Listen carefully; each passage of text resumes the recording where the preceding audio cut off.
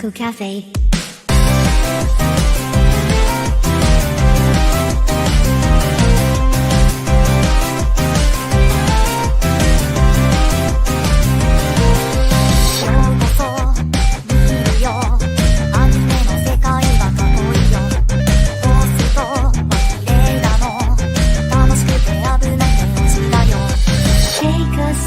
Nostalgia, let the memories bloom. All these stories in my head are gonna make me go boom. Kick back and relax, turn the volume to the max, bob your head until you're dead. Yeah.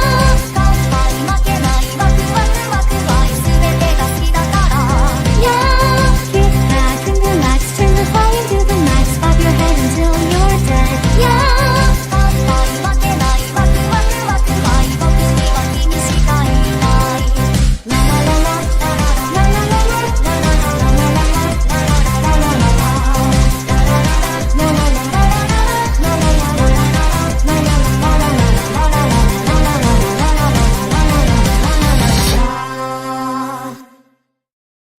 Gonbawa friends, and you are our friends, and welcome back to Otalku Cafe, the Thanksgiving edition, or the Wedding Crashers, that starred Natsuki Subaru and Reinhard here, because it's end of the part 1 for ReZero until February. Fuck Colossal Con's booking. Well, not Colossal Con itself, but the resorts. Fuck their resorts. Comic-Con East. Comic-Con, not Comic-Con. Colossal. Colossal Con East. Yes. Gotta be specific. But all that more anime goodness, I am Matt, your co-CEO and your head chef. And to join me, the man who is not my other co-host, my other co-CEO, is the man who is also without a Colossal Con East room. Chris, what's up? Yo, I'm back again for the 3rd time in a row. Rest in peace, Ethan. We really took him out. We thought Ethan was going to make it, but turns out it is not. And he might not be here next week either because it is also Thanksgiving week, so he will probably be busy, which is fine. I get this around this time. It's hard for a lot of people, and that is perfectly okay. So I'm grateful to have Chris and also Starman whenever we can get him to talk about stuff. Because I know he has a limited list compared to us. He's also behind on a lot of stuff because he watches dubs. I said that's what I'm getting at, because the stuff he does watch is dubbed, so it would be hard to get a schedule. But if he is ever available, we are down, because I know he watches some other stuff. He can join us. All 3 of us can do it together. But a lot of good shit happened. Mostly our co-main, which is going to be our 2.5. It was a wonderful day. It was a wonderful day, but the reason why he's called the guy about the CCE room is because we tried to get our hotel for Colossal Con East for the Kalisi or Kalahari Resort, and that shit got sold out in minutes. Like, as soon as you click on the link as it comes up, boom, gone, and it leaves. People got their rooms. A lot of people are pissed because the resort itself does not know how to do its booking for this. Which is weird because they've done this for how many years? And they still have not learned. That's why we're saying, like, it is not the con's fault. It's the resorts. And when I called them, they even said people did not wait for the start date. They did it a month before. So they booked it in October for some of them, and they paid double instead of the rates for the con. So they'd rather do that and not use it. It makes sense. Like, right, but we also do not have that kind of money to do that. Yeah. Rip. It's like Jesus Christ. Where? Exactly. You're dying because I stole your joke. I know. I'm proud of you for that. For those who don't know where that's from, watch Orgasmo. That's where it's from. People that made South Park, basketball, all that. That's where it's from. It's like, oh Jesus, where? But anyway, yeah. So as I was filling out the names, it's like, well, it's God already. No hesitation. Do not pass go. Do not make your payments. And it was like a fucking deal. It was like 1,500 for those days. That was fine for us. Wait, 1,500 altogether? Yes. Oh wow, that would have been great. Especially with the four Yes. of us. And the down payment was basically charging for a night, so I would have paid my night right then and there. Yeah. I was like, oh, motherfucker. Rip. Rip. So apparently rooms, Copen, hopefully, will be available on next Wednesday, but knowing that, knowing our luck, doubt it. Yeah. The captain can cope. Yeah, like we are with Blue Lock. Yes. Like we are with Blue Lock. Yeah. It's happened. Now that some stuff is It's up. simmering. It's simmering. It's just not cooking like it should be. Yeah, it's got the sizzle but not the steak. It's like They're so that preheating. yeah, They're it's preheating preheated. in season 2. It's preheated for a long fucking time. But so that's our random adventure, our random shenanigans, and now we can just get to some news. We can try to bypass this really quick because it's gonna be a busy week for everybody here. The novel Anne of Green Gables is getting a TV anime in spring 2025. Life isn't easy for Anne Shirley, an 11-year-old orphan with vast imagination and a short temper. In a twist of fate, she gets hit by a truck. No. She gets taken into the Cuthbert house of Avonlea. And elderly occupants Marilla and Matthew Kubert were looking for a young boy to help in the fields, but they were in quite a shock when they realized Anne is a girl. Isn't this fucking Annie? Yeah, Little orphan Annie? I guess. That's what it sounded like. As soon as you mentioned orphan named Annie or Anne, and then she gets adopted, like, okay, we're getting into Yeah, like, they're thinking she was a boy. But she's not. But let's see this. I might watch it. We'll see. And people who are getting into the anime world again is Disney. Oh Disney no, had, no, they've been in the anime world with fucking you're talking about Twisted Wonderland. that Cat's Eyes coming back. I don't know what Cat's Eye is. It's a female Lupin, basically. Oh, Came out around that time too, and they had a crossover special like last year.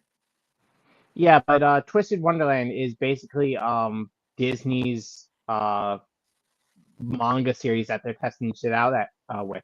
They actually had a panel last year at Colossal Con when we went 2 years ago when we went.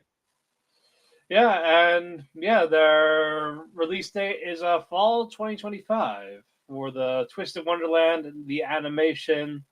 Again, the Cat's Eyes get a new anime adaptation. It's been almost 40 years. 40 years since they had a series. So I'm probably going to watch that.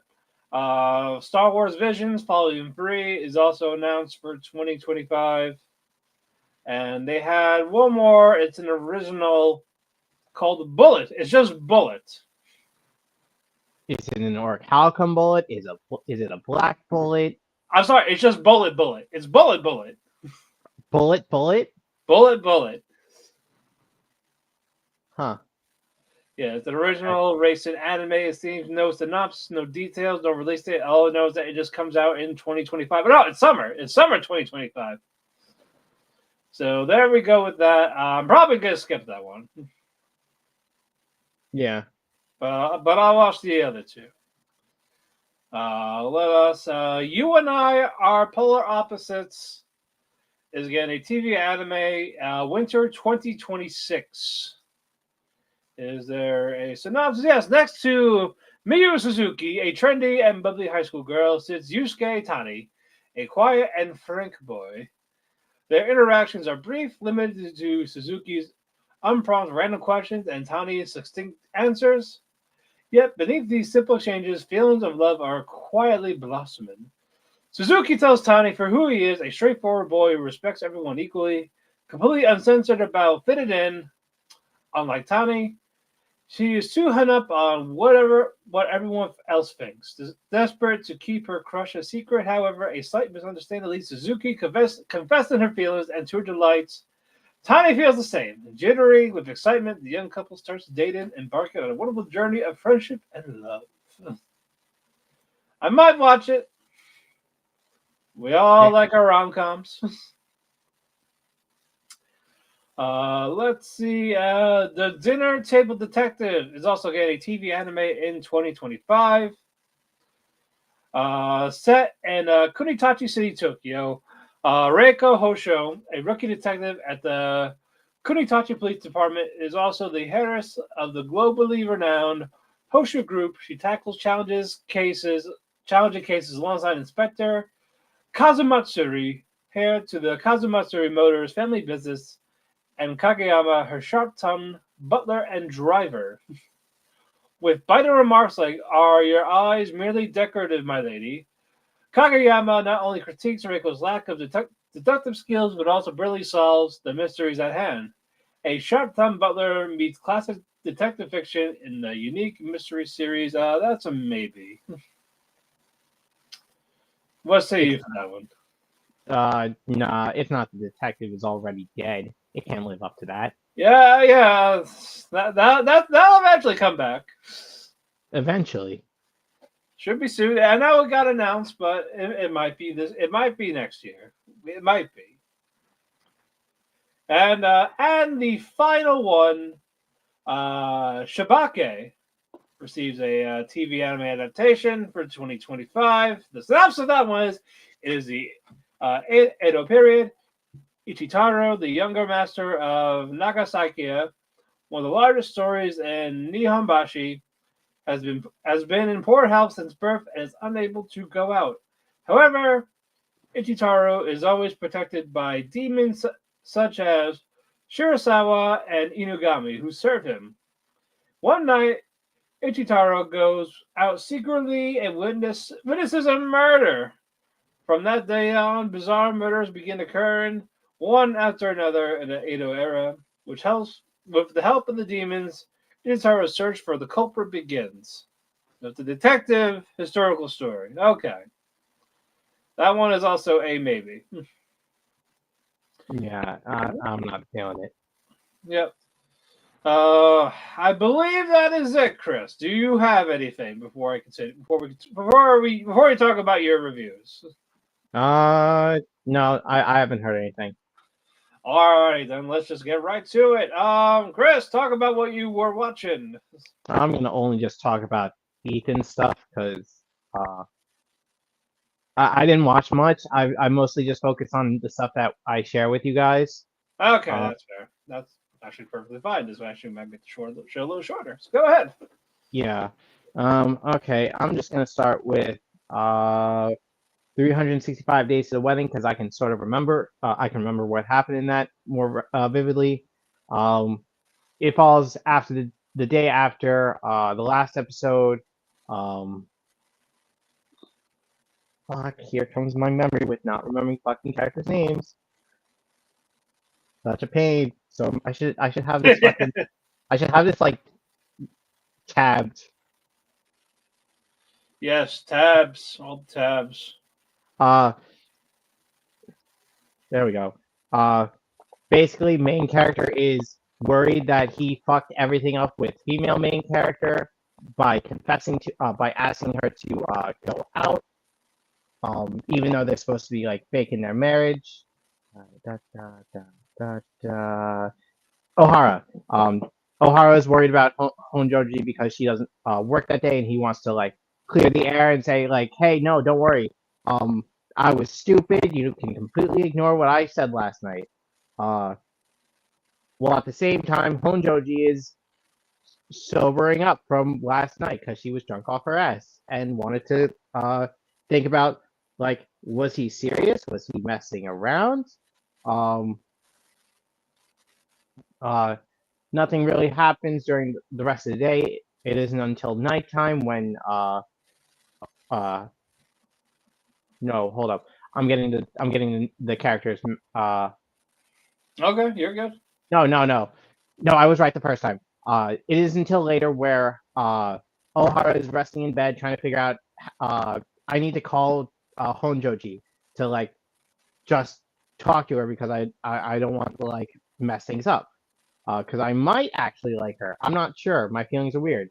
Um, when he's about to call, someone knocks at his door, and it's Gonda, his coworker, who is currently aiming for another one of their co-workers, Komiya-san. Um, he comes to him with a problem, saying, "Hey, Ohara, I need your help because you are, like, engaged, so you clearly have more experience in relationships than I do." Uh, Ohara tries to tell him, "No, don't go to me for advice. I'm actually very bad at this." Without trying to blow their cover. Uh, Gonda tells him, "Don't worry, don't worry. It's not like I'm still chasing after Komiya-san. I have this new girl I met on a dating app. Uh, sure, they might not all work because, like, I'm not the best looking. I don't make a bunch of money, and uh, these girls are way out of my league. But there's this one girl who I've been talking to who's also a fan of this girl group, and we're gonna meet. So I want you to come with me. It's not a date. I want you to come with me and bail me out if things uh go bad." Um, Gonda meets up with this girl named now Umiyama, and she uh is perfect to him. She's cute. She's uh she doesn't find him off-putting. They have a good chemistry. Um, After a couple of dates, not friend dates, Gonda wants to push it to the next level and ask to marry him, like a normal person would, even though they're not dating. Right. Now, slightly put off by this, tells Gonda asks Gonda if he's serious, and he says he is. She then tells him to follow him, where she leads him to a daycare center because she's a single mother, and asks if he still wants to do it, knowing that she's a single mother. Even though he, like, says before that he wants kids because he wants to be like a dad, he freezes. He doesn't know how to respond because it was, like, suddenly put on him, and now takes that as, oh, okay, you're just like everyone else. You want to, like, you like me, but you can't, like, accept me with my kid because we're a package.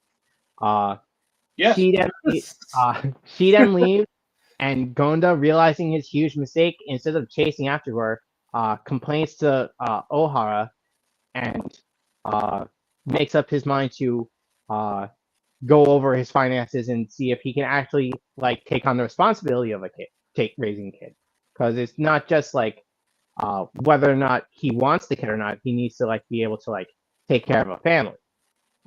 After, like, going over his finances and realizing, yeah, I believe I can do this. He calls now again and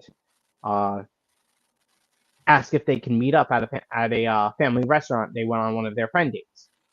Instead of her coming, one of her friends come. I don't remember her name, and her name's not on the cast list. To say, yeah, I'm sorry. She asked me to come because she didn't want to see you, not because she didn't like you, but just because, like, she was hurt by your inability to, like, accept the situation. And goes into how, like, she uses her kid to scare off guys she doesn't like, but assures him that now isn't like that. After feeling dejected, going to meet up with O'Hara again, and he's like, "Hey man, I'm sorry, I'm not gonna talk about any wedding stuff. It's stupid. I'm just gonna like focus on work and whatever." And that's the episode. Okay. Next is Blue Miburo.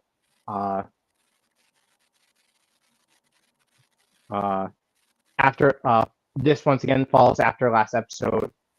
After Hajime and Neo get attacked by the serial killer stalking the streets of Aizu.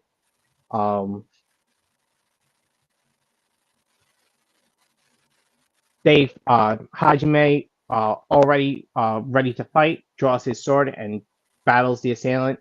But when it seems like Hajime and the assailant are going to like do another clash, Neo jumps in between them to like stop them from fighting. Warning the assailant that if he strikes him down, he's just in range for Hajime to kill him. And they have a conversation on why he's doing this. And the assailant explains that the government is fucked. They are taking in. They are bending the knee to the American, the evil American people. They are bending a knee to the evil American people, accepting opium and killing Japan, the way Japan has been for all this time. And the Aizu are fully in support of that. So we need me and my friends are going to cut them down and the shogunate and raise Japan back up to where it's supposed to be. As they're talking, or Neo, understanding that he's not going to back down, takes out his cheap ass wooden sword to do battle with him. And as he gets into like a stance to like, or into position where the assailant either has to focus on both of them, more so on Hajime because he has a real sword. He notices another assailant join the battle, who is a shinobi.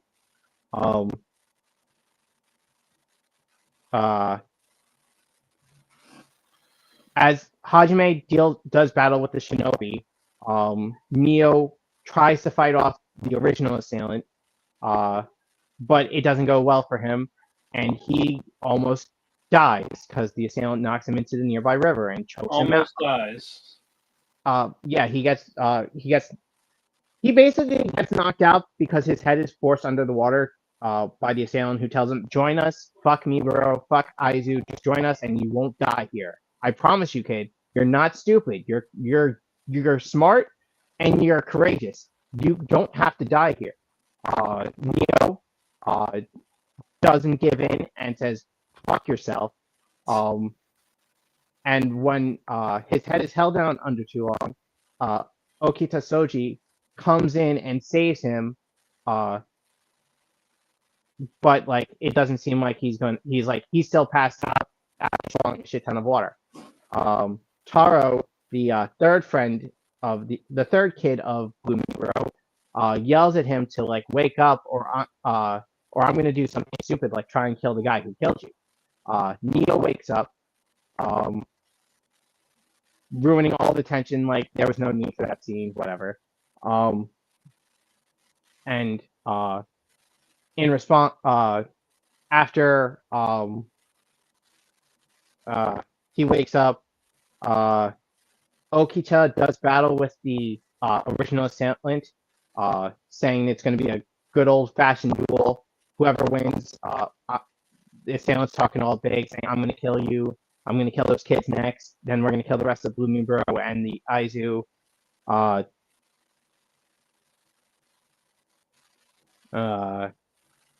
Okita gets excited because he loves to fight, and tells him, "Oh man, this is gonna be a good, fun fight. You're gonna live to regret this." He's not gonna live to regret it.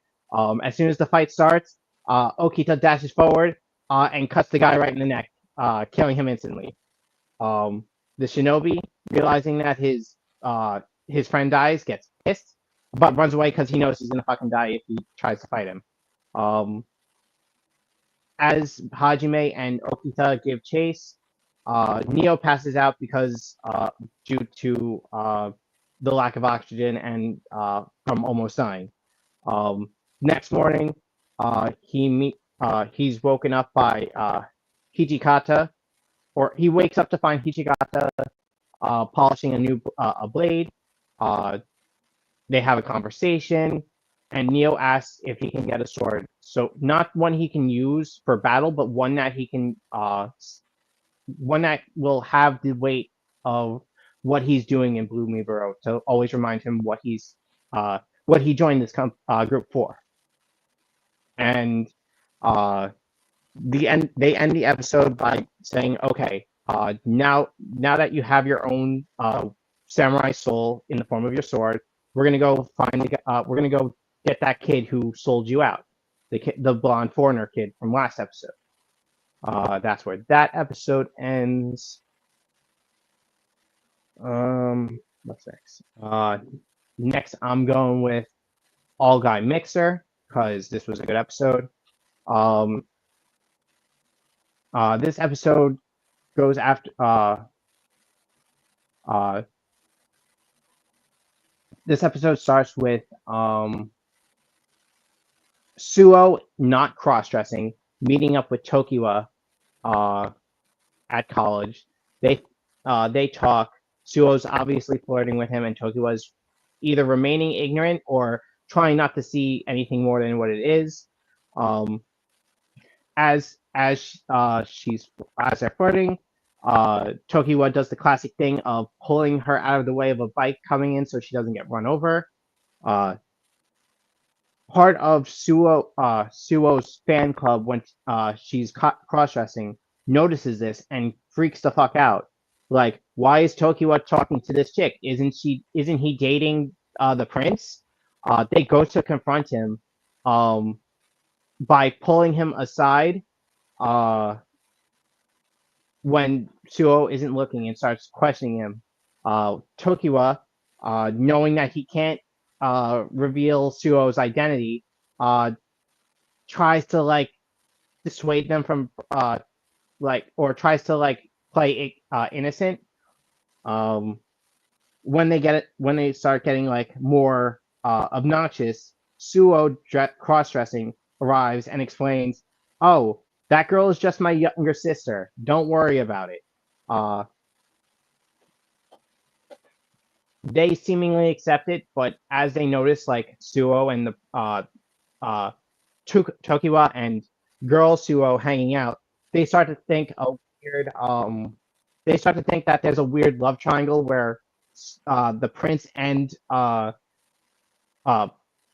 Prince Suo and Girl Suo are both trying to go after Tokiwa. We're gonna switch over to Hagi and Kohaku, where Hagi is hanging out with his sister at a bar where she's getting drunk off her ass, and she wants to ask about Kohaku, who she realizes is someone who Hagi is crushing on, not realizing that Kohaku's a girl. Before she's getting drunker throughout the night, she suddenly needs to go to the bathroom, and then after but she wanders out of the bar somehow in her drunken stupor and runs into Kohaku, who's helping two customers of the bar get to a taxi. They talk a bit where the sister reveals to Kohaku that she's surprised because Hagi's type is small, petite, cute girls, which sort of gets to Kohaku because she doesn't see herself as that since she's cross-dressing all the time. Right. Kohaku then informs Hagi that her sister's with him, and the two meet up. His sister gets Kohaku's number, and then they split up. And for the final part of the episode, we're focusing on Asagi and Fuji. Asagi meets up with Fuji at the bar. Uh, and an accident happens where a drink is spilled on his hoodie. Feeling bad, one of the other bartenders, not Suo or Kohaku, offers to go run it through a dryer to get it clean. With Fuji and Asagi left in the bar, Fuji gets a fun idea where she drags him into the back and gives him a random spare uniform they had inside. One of their old customers comes in while he's dressed, and she believes that Asagi is a new bartender to the bar, where fun hilarity ensues, where she's like getting all flirty with him. He's his golden retriever self, and like playing, just like talking to the girl. And Fuji gets jealous of the whole thing, and tells Asagi that basically like treating him like a dog, having him like come to her so he can scratch her under his neck. Let's see. After the other bartender comes back with Asagi's hoodie, the woman realizes her mistake, and he gets dressed back up. In an off comment, after she leaves, Asagi mentions to Fuji that he would like to someday learn how to mix drinks like she can, because it's super cool.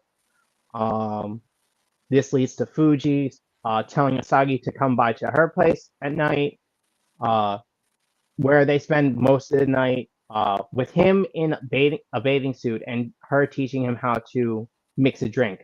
Majority of the drinks that he mixes spilling all over him because of the mixing is a cheap set. And that was it for the episode. Oh, okay. And for the last show that Ethan watches, we're going with Yakuza Fiance. This episode was really good. It shows that not only Kirishima's still fucking insane, but Yoshino is also crazy. Where she basically takes it, like, orders Kirishima to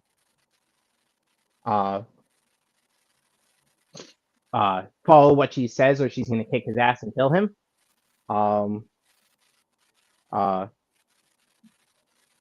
Yoshino, while she's still watching over Ozu and his group, who were the guys who jumped Yoshino back in Tokyo, are who were the ones behind it.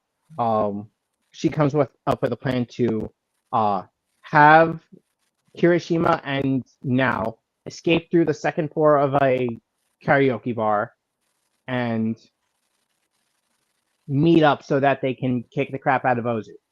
Right. Kirishima doesn't do that. He leaves Now at the karaoke bar, tells Yoshino's Yakuza friend from Osaka to pick her up, saying that it's Yoshino there. And he plans to go kick Ozu in their asses on his own. Or he's gonna beat the crap out of all the guys that Ozu's group hired at the warehouse they were supposed to meet at. The dude picks up Now, bites off the guys that were chasing her and Kirishima, meets up with this dude with red hair and in a perm, who treats his hair like Josuke from Part 4. If you knock it, I'm gonna kick your ass. Kind of guy. And then Yoshino after confronting Kirishima on why he's not following their plan, they make a bet where if Kirishima can come out of this night alive, beating everyone, taking out all the thugs before midnight, which is like 3 hours away, and then beat her in a competition or something, he wants to go out with her for real, because he claims that he's seriously in love with her. And Yoshino says, "Fuck you! I don't care what you want to do. I hate you, and I wish you would. I'm gonna kill you if you can't do it, and you somehow and you don't die tonight." And that's where the episode ends. Mm-hmm. And that is it for you, sir? That's it for me. Alrighty, I'm gonna start with Dragon Ball Daima. Picked up where we left off with the Vegeta, Piccolo, and Kibito. They don't get to the demon world because the ship that Momo fixed is busted. So, and they don't have the mineral from that world to fix it. So they're kind of stuck there until a ship lands. And it is from this fucking, what's this fucking guy's name? Hold on, where is he? Hibis. And he's Hibis, yes, this fat fuck. He was sent by King Kadan to go retrieve them. So that's what he does.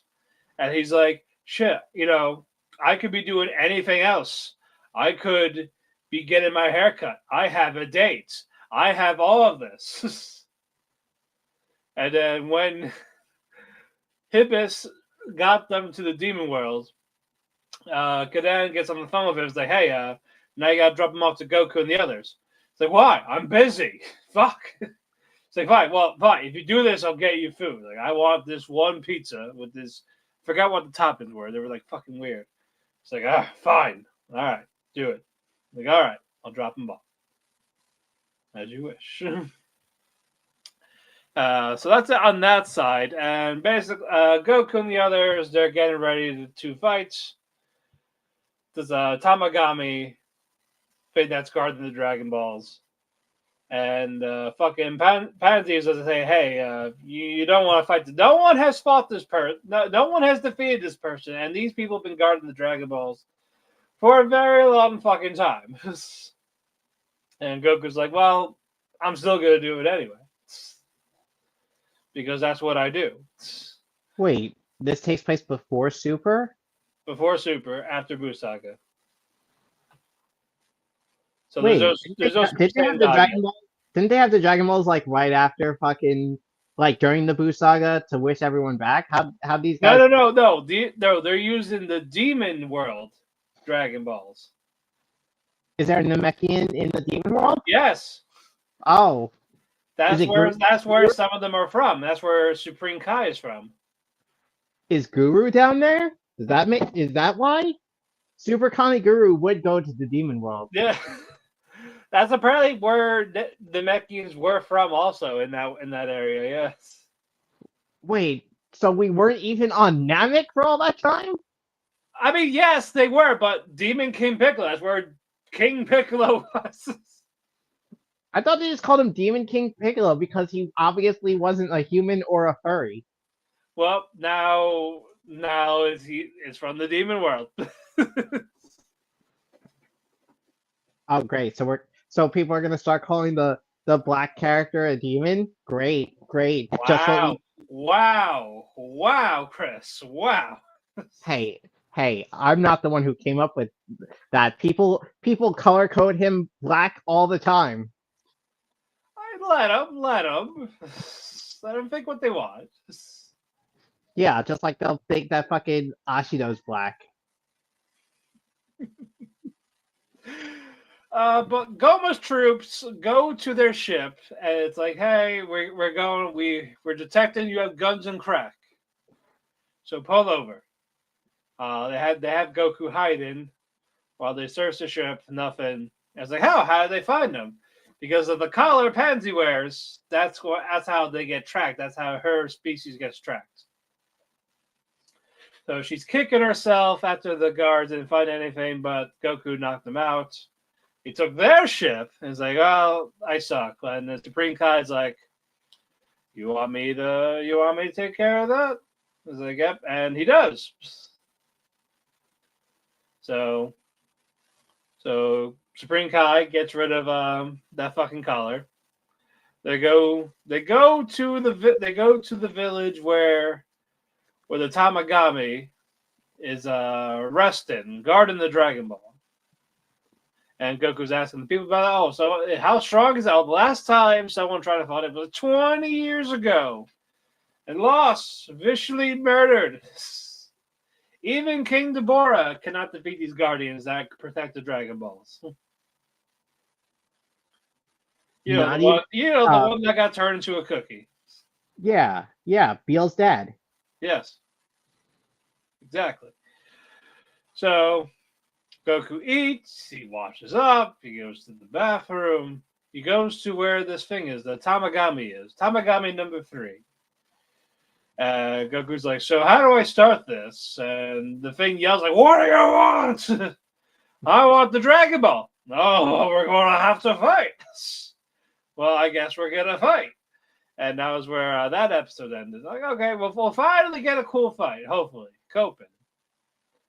Fingers crossed. I just want to fight. I'm tired of the comedy shit.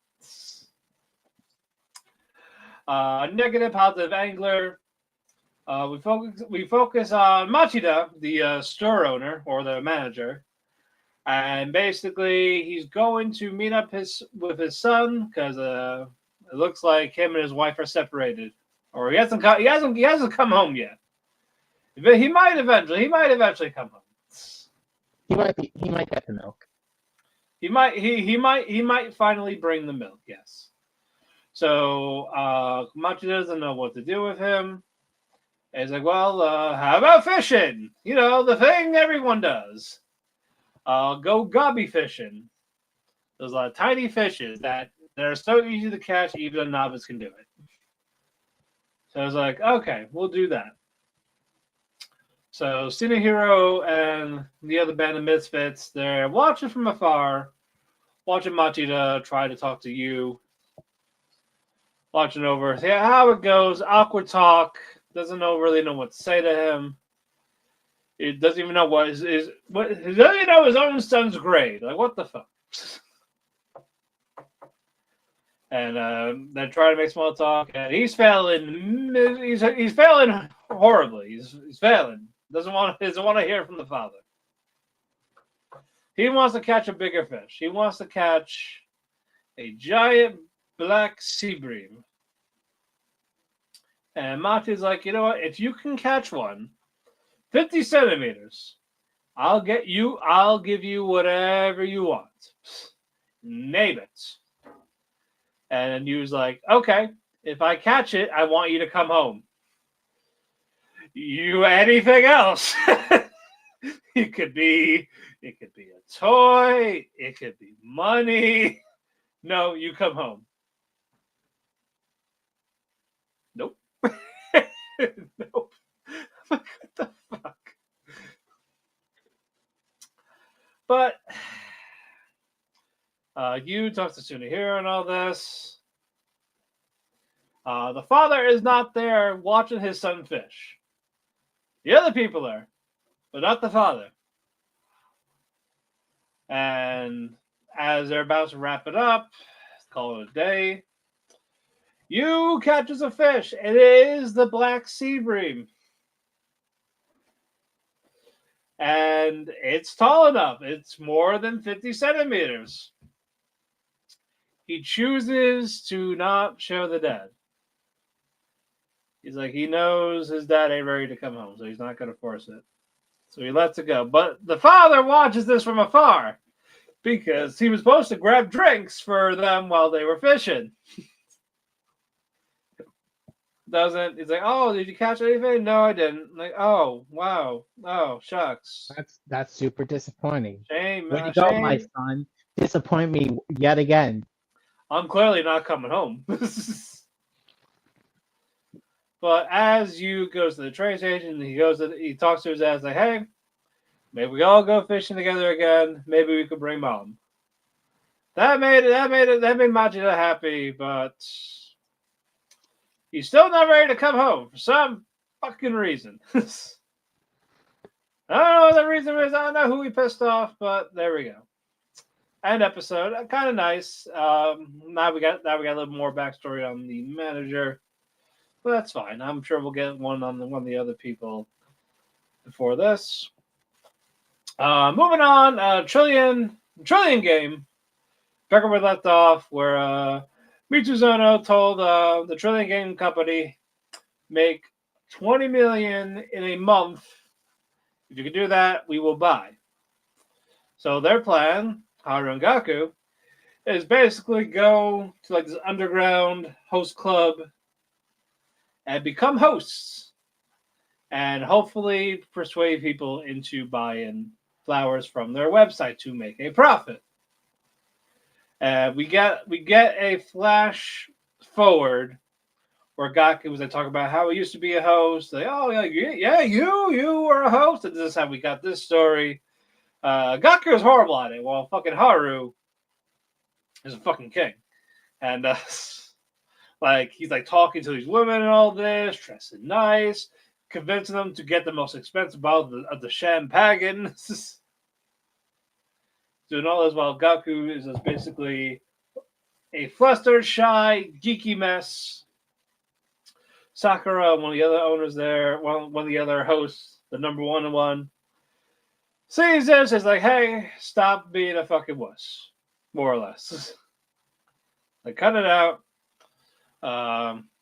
He's like yelling at they like, what, are you doing self-promotion to these girls advertising this website of yours? This fucking website? Haru goes out to see them, like, hey, I have my buddy there. It's like, or what? Like, don't do it. Fucking Haru kicked the shit out of him. pretty quick and easy. And now he's nice to Gaku, this fucking guy. Like, okay.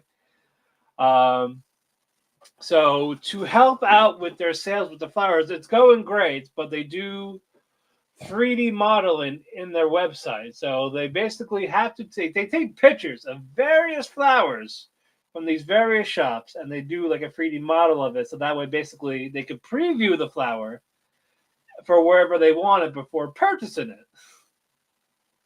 it in this whole fucking AI type website. And it's a hit, and the episode ends with basically the flower shop owner employees were like talking to the ladies like, hey, if they could do this, we'll shave our heads. I highly doubt they made 200 million yen in a single month. What a joke. It turns out they actually did because of all this. So now she's down to buy whatever Trillion Game is selling with this AI website and everything. And of course, those employees shave their heads because, eat their own fucking words. So, love it for that. That's it for that one. Pretty good episode. Pretty good. I believe I have one more. Wife. What? Young wife. Yep, that's the one. Yep, Super Show. Keisuke told Chika, which called Marika's mother, about what he found out about the whole possession thing. And he actually feels guilty. Also, we get Take's point of view, like when she got killed. She talked about how she can't leave yet because she knows that her husband and daughter won't be okay. Like, I can't leave them like this. I'm not ready to go. I don't want to go. So she's been hovering around that area for 10 years. And she heard Marika talk about how she doesn't want to go home because of her abusive mother when she was abusive. So she's like, well, I'm going to possess that girl's body. I'm going to possess it. And that's kind of how we got where we are now about the possession thing and everything, how it came to be. And Keisuke knows it's the right thing to do, like let her go, let her know that they are going to be okay. But At the Fine. same time, he can't fully accept it yet. He can't move on yet. Even though he has to. And he does not tell his daughter about what he learned from the monk. So he's going to leave his daughter in the dark. That's fine. It's totally fine. It's cool. It's cool. Yeah, it's fine. Gaslight your wife. No, gaslight your daughter. Yeah, gaslight your daughter. Yeah, gaslight your fucking daughter. Marika is talking to Chica. Said, hey, can you just call me Marika? Even for, let's get used to it. And just in case, whenever I return your daughter's body, basically. And Marika is hanging out with Mai. Mai tells her mother, like, hey, I got engaged, and my wedding is next year. Can you teach me how to cook? And Mai's talking about like how her mother's going to be there next year, when probably not. Because this whole thing has been about a year so far. Yep. And Monica's like playing up like, yeah, sure, yeah. But I'll help you. But like I probably won't be there, but yeah. Kitsuke has been coming home a lot later than normal. He picked up extra work. I guess to try to be more alone with his thoughts. And the person that does like him now, Konomi, says, hey, how about I help you with the work so to lighten the load? And he's like, no, I can't have you do that. You're not in the sales department. She begs and please, please, please, please suck your dick for a Scooby snack. Oh my gosh, she'll suck us off for a Scooby snack. Keisuke gives in and says, okay, fine. But next morning, he sees Konomi's there. It's like, I'm here to help you out again. It's the weekend. I don't care about the day off. And she confesses her feelings to Keisuke. She loves him. She wants to help him. All of this, help Keisuke move on. Maybe remarry. This is his chance. He says, I appreciate it, but I am also a burden. I am a burden with this. Like, I am a pathetic man, so how can you love me and all this? And the episode ends basically saying, let me tell you a weird story that has happened to me lately. So he's going to tell the person who confessed to him what is going on. That's not going to end horribly.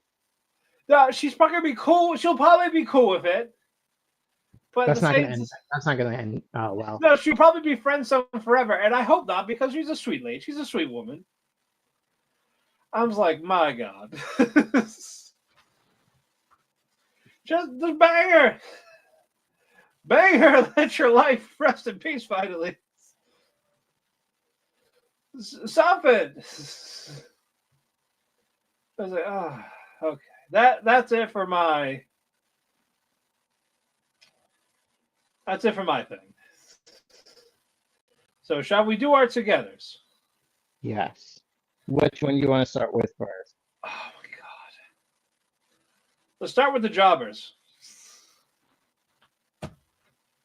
You're talking about Blue Lock, right? I was talking about Bleach. Oh, yeah. With that awful CGI hand. I realized a better joke I could have made with my headline, so I changed it to that, especially because of the episode. That guy I've heard about.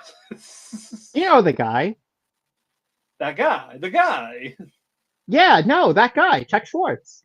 Chuck Schwartz. I've heard about him. I've heard about him. Everyone's talking about him. But Myri loves to fucking talk. Oh my God. I'm so fucking glad he's not a fucking dandelion anymore. Or a lightning bug. Whatever the fuck he's supposed to be. That landmine coat he's been wearing for a season and a half. Yes, I'm so glad they finally fucking got rid of it. Yeah, I was like, oh, good, finally. I was wondering about that the whole time. Like, what the fuck is this? It's like, supposed. It was, if I remember correctly, it takes in the Ryatsu around him better. Yeah, it's like okay, like he won't get hurt, and instead of taking damage, that thing blows up. It's like a separate armor. Yeah. Okay. Yeah, him and Kenpachi meet this random thing called the Pernita. Whatever. Who cares? Whatever it is. Whatever. It gets revealed as the right hand of the Soul King. The Soul King. Uh, And fucking Kenpachi Kurosuchi fucking uses Kenpachi. No. He didn't even use him. He warned him, hey, you might not want to attack that thing head on. But you know what? Kenpachi's like, I'm gonna attack that thing head on. And he loses an arm. He lost an arm. Because the right arm can shoot nerves into people and take control of their nerves. Exactly. So, Why that's a power? I don't fucking know. Whatever to make Soul Society job. yeah, so Kenpachi loses a right arm. And he's like, and Kurosuchi is just like, you're not gonna do that again now, are you? Let's do it again. I'm gonna attack him head But on. this time Kurosuchi stabs him with a sedative. He's like, just lay down. Just lay down. I know what he does now, so it's okay. I don't need you.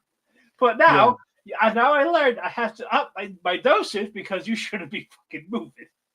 You shouldn't be moving at all.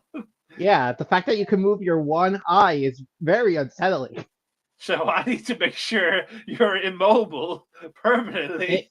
In case I need to kill you in the future. So did Kenpachi get the super badass upgrade with the new sword and everything? Not yet. He did, but it's not yet. But he just killed the mentor to get it. Just didn't unlock it yet. Yeah. Well, no, he has it. He's being sidelined so Mayuri can show off his new Bankai because he is a fucking madman who fucking altered his Bankai so he can upgrade it. He explains it that every time I'm in a fight with someone, I'm collecting data. The data then goes to my sword so that I can make a new Bankai that will fuck your shit up. And it's this giant golden baby. No. First, it's a giant fat man who gives birth to a giant golden baby with nerves on the outside of the body. I'm just like, what the fuck is this? It's Bleach. It's Bleach.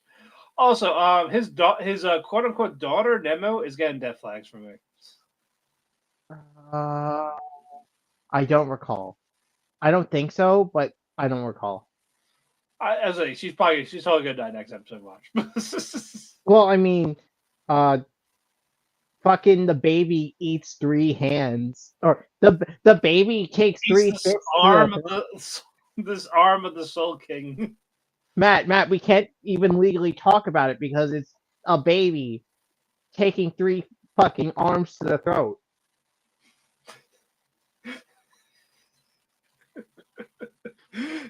This is Bleach. I don't like this season. I don't like this arc. It's really bad. Yeah, so this baby just devours it. Like, this ain't done. This ain't done. This ain't not done. No, it's fully done. That's the end of the fight. No, I'm convinced it's not done. There's just no. It's the end of the fight. That is the end of the fight. You're fucking. This thing fucking Rex Kenpachi, no problem. Loses to a giant baby, no, hands down. It's not great. No,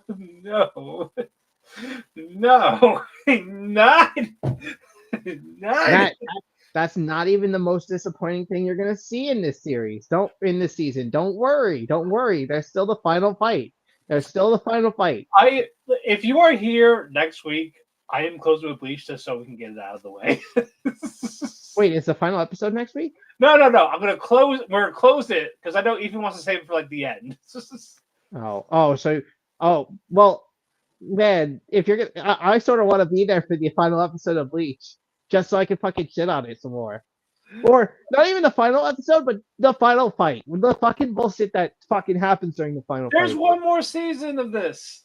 What? No, I thought we only had 3. No, it's 4. It's 4. Why is it 4? I thought we had 3. I thought we were fucking done. No, it was confirmed 52 episodes before it aired.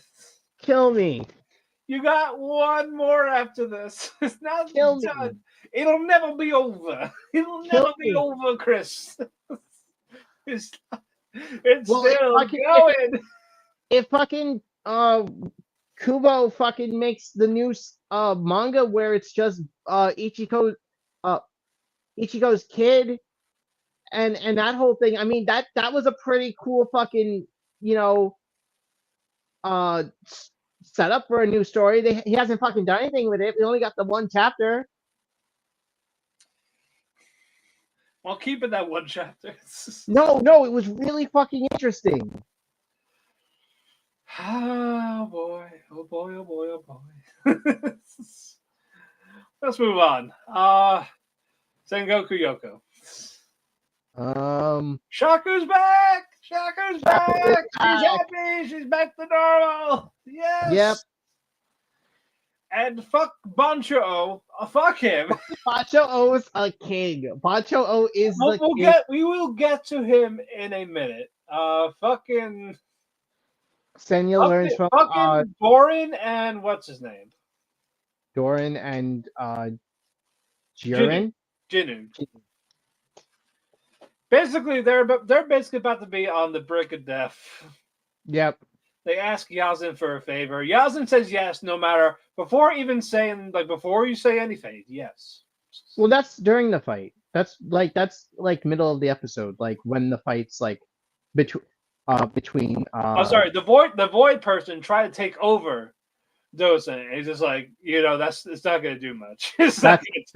Yeah, first off, that doesn't fuck with me. Second, I'm already fucking out of it. You're not gonna get it. I can't fight anymore. I'm not gonna be any use to you. And fucking Shinsuke explains to Senya how he removes the void people's control. Basically the void people use the Katawara's fears and weakness to bind them. Yeah. Shinsuke is like, hey, no, don't worry, I'm here with you. Your weakness it's not bad. It's not that bad. Everyone's weak. Just fucking accept it. Don't be a pussy. Pussy. Then Senya, after he wakes up, goes to join Muto to fight Bancho O. Fight ensues, and then Bancho O drops the biggest fucking flex. Hey, those fucking While Senya is trying to do his thing of trying to release from the controller, it's like, what are you doing? I was doing it for free. Yeah, I was doing it for free. They kind of had me for a second or two. Yeah, and then you know what? Let's see what they do. I'm gonna let the void people cook. and then I got to see some interesting fights, and now I want to fight you guys who had fun on me 8 years ago, which doesn't sound good. Yes, no. Let's put into that context. They also, if you try to kill me, you ain't gonna get Jinka ever. I'm the only one that has that barrier for Jinka. So, Senya's gonna definitely get his ass kicked. Well, yeah, they get their asses kicked. What's his Yazin and Sumiko, whatever, Tama's mom, explain the only way to take out Bancho O is to separate him because he's just a collection of clouds. And the only way to do that is if you attack him from multiple directions and separate him. What's her fucking name? The girl who's crushing on fucking Senya and Nua, what the water god thing, go to Shinsuke and to get all the Katawara to help weaken Bancho. Hey, we'll all fight. Let everyone fight. Why not? Everyone come here. We're end warring this. This is end game. Yeah. Yeah. It's all. What's that fucking end war? God damn it. Yeah, I mean, you mix them together. Which is true because they're basically the same movie. It is. It's a part one. It's a part two. Yeah. So the other Kaiwara are going to help Senya and Muto fight. Yep. It was a really good episode. Yeah, so we'll get that. I realized it watching this episode. I don't like fucking Jinka as the main character. Yeah, Senya's better. Senya's way better. Jinka was all just like, no, fuck humans, fuck Kadawara, I'm killing Yeah, everyone. like fuck you, I'm Inuyasha now. Yes. While not getting any fucking character development, while Senya's like, oh man, I don't remember anything. Oh man, I used to kill people. I'm okay with that. I'm not going to kill people anymore. But I'm going to fight for I'm what I not need a to. monster here. You guys are the monsters. Yeah. Oh, and important part. Throughout this fight with Senya, he is like trying really hard to sort of not go full monster or Buddha or whatever the fuck he's becoming, and he wants to stay human so he can be with what's her face. But he's like slowly realizing, yeah, I might actually have to go full monster. Yep, he might have to. He's doing it he's doing it for the greater good. The greater good. Yep. But anyway, let's move on. Let's go with Rurouni Kenshin. We meet our first Man of the Ten Blades in action, but we'll get to that. Picture we left off, Shishio is like, well, anything to report? Well, there's that guy that made Kenshin's sword, the son, and he has a family now, and he didn't give Kenshin sword, but he has that one extra blade. Yeah, he mentioned that he has one extra blade that his father made a long time ago. Should we do anything about that? Yeah, fucking Cho, the sword hunters, is like, you know what? I'm gonna go get that sword. I'm gonna kill everyone there. Yeah. I'm supposed to get the sword. Supposed to get that sword. So he fucking goes to this kid. The swordsmith's baby. Yeah, Iori. Yeah. The final Shaku sword. And he's like, "Hey, you wanna? Hey, let's play this game. Like, I'm great at this game. I'm great. I'm the best at this game. I could get this ball into this cup 10 times out of 10. Fails. And he's getting mad at this baby. And then fucking the husband and wife, they come, like, hey, what are you doing? Like, oh, hold on. I'm not done. Let me try this again. Throws the kid in the air. No, he attaches the kid to the top of his fucking sheath for his fucking long ass sword. Yeah, is a mid-air sheepin. Throws the sheath in the fucking air with the kid attached and fucking holds his sword up, freaking the fuck out of the family, and catches the sword in the sheath. Then he basically says, "Hey, so I know you're the son of this great swordsman or swordsmith. Make me where's that last sword of your dad's?" I'm gonna take it, as I know you don't want it, you don't like it, you don't need it. And he's just like, you are. I would never trust the sword to you. You are an awful man. Everything about you is terrible. And then he's just like, well, you're gonna give it to me anyway. Tell me, give me what I want, or I'm gonna kill this baby. So the wife blurts it out. It was going to be an offering to the shrine as a holy sword because it's never been used. And it's like, well, why didn't you say so? Here's the kid. Throws the kid in the air. The wife runs for it.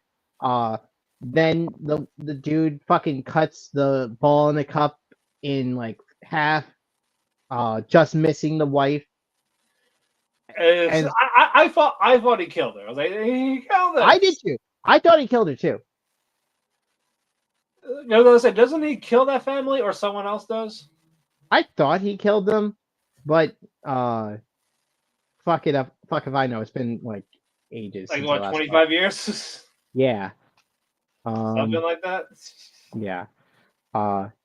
He then walks off with the kid, tells him, "Hey, I'm gonna go find the sword now, and I'm gonna keep this kid. So if you're lying to me, you're not seeing the kid anymore. Also, if you call the police, you're not seeing the kid anymore. Also, it doesn't matter what you do, you're not seeing the kid anymore." Yeah, but anyway, you're just not going to see the kid anymore. Yeah, because the husband's like, I saw that look in his eyes. He's a fucking asshole. He's gonna just kill our son after he gets his sword because he wants to test it out on some flesh, something to cut. Yeah, and fucking Misao, of course, was watching from afar. Was like, tell me everything. And of No, course, she got there afterwards. She got there afterwards, and realized something was up. Yeah. The family explains what happened, and she freaks the fuck out. Runs to this fucking confectionery or inn, and sends a message to the grandfather and Kenshin. Yep, it's like code this, and then they do it, and Kenshin jumps out of the fucking yeah, he building. teleports. He went is the transmission. Yes. And Somehow Kenshin beats him there. he beats the guy that, even though Cho was like around the corner. Yeah. But And he doesn't get the sword. He doesn't take the sword. He just uses during the fight. He uses his fucking sheath. yeah, because Kenshin's blocking the path. Like, hey, if you want that sword, you gotta go through me. Unless you give up the kid. And it's like, nah, man. Look, see, when you get a new sword, you gotta obviously test it on something. And I really have never cut a baby for it. I want to see what that's like. Call the science experiment. But Kenshin, without a sword, well, just using his sheath, he's holding off on his own. What? He kicks the crap out of this guy multiple times. He breaks the swords on his back. He fucking does a good a solar plexus stab, but he fucking lives through it because he's got this nice iron or silver armor covering it. And seemingly he's dead, but when everyone else shows up, they realize, oh wait, that's not armor, that's a fucking sword. That's just wrapped around his fucking chest, which is the last sword that or not the last one, but like one of the crazy experiments the swordsmith made.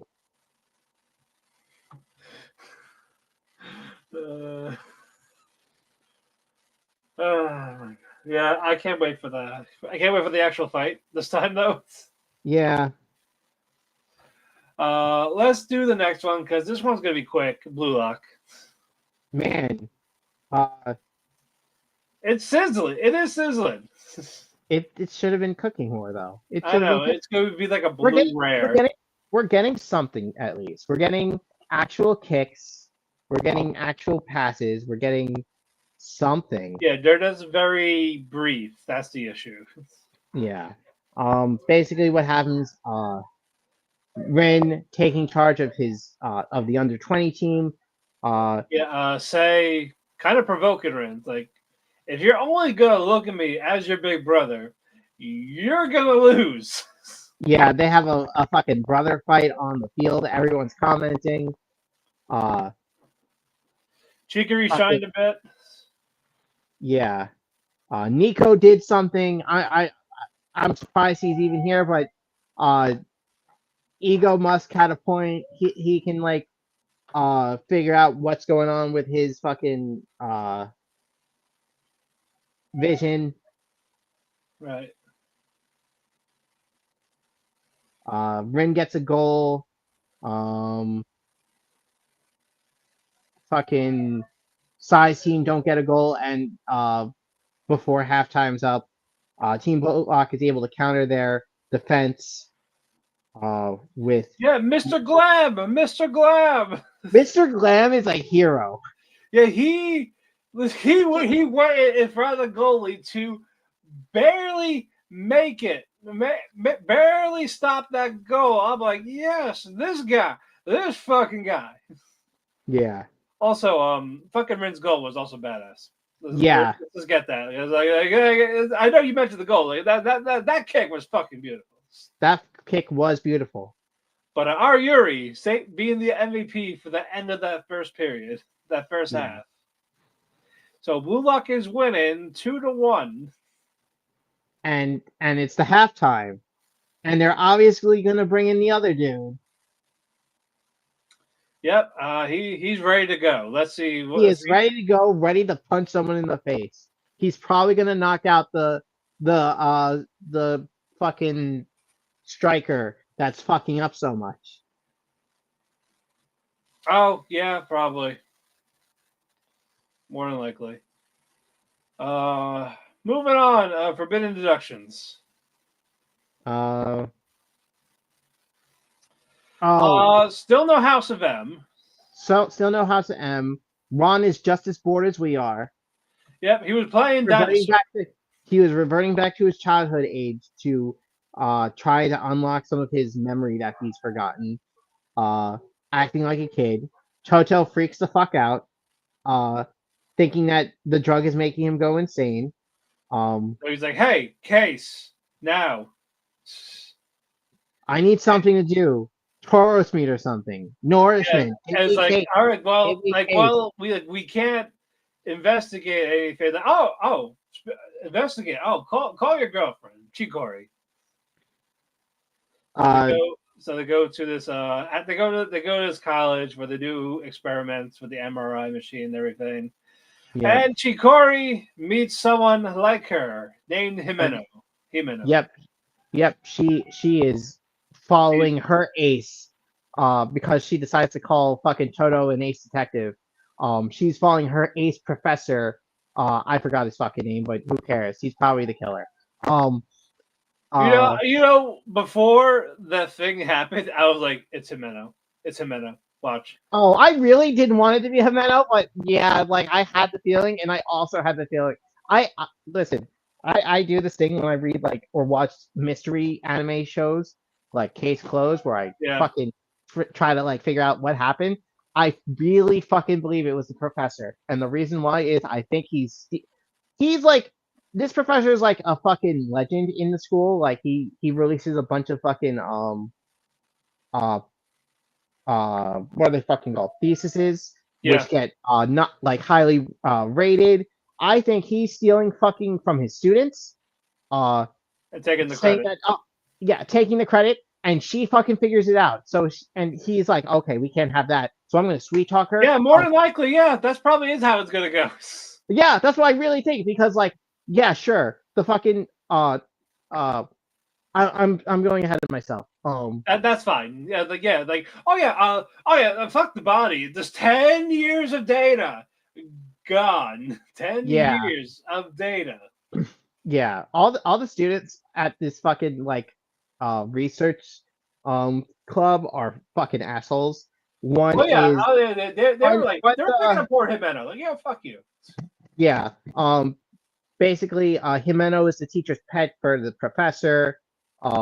There's this one dude who deleted her fucking data for a project to fuck her over. Another dude stalked her, and the last chick just doesn't like how teacher pet she is, how much of a teacher's pet she is, sucking up to the professor. None of them have alibis, neither does the professor, but they're mostly focusing on the students because according to how the rules of the club work, you have to the MRI has to be used as much as it can. You can't cancel your time to use it.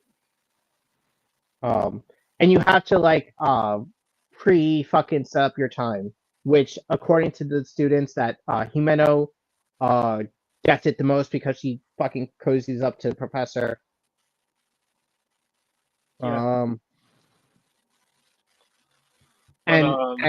And the reason why Toto and Ron get involved is because they were actually like really friendly with Himeno, and Chikori was like, oh my god, she was like my best friend for like I met her like 10 minutes ago, and she's my best friend. She totally gets me. She's just like me, for real. Yes. So Toto's like, okay, I gotta get involved for this because this is fucked up. And that's where the episode ends. Yeah, the Ron's like, he talks to Toto saying like, the culprit's here. I know who it is already. Yeah, it's obviously the fucking teacher. Yeah. All right, we got 10 more. Let's do this. Let us go. Let's plus that made with the sauce. Yeah, let's do it. Miss Mado, Miss Mado. Uh, Yeah, this katsu sauce will give Yuki PTSD or flashbacks no, or withdrawals. It's withdrawals. withdrawal. Yeah. Yeah, and you know what? I am on Grace's side. How dare you ruin that ramen with the Yeah. fucking katsu sauce? Hey, have you tried ramen with katsu sauce? It should not be ruined like that. Let's have katsu don pork with the sauce, not as Matt, you're the same kind of person who doesn't put pineapple on pizza.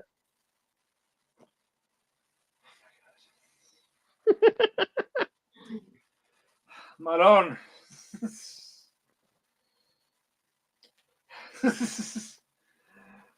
But yeah, Yuki tries to get more sauce.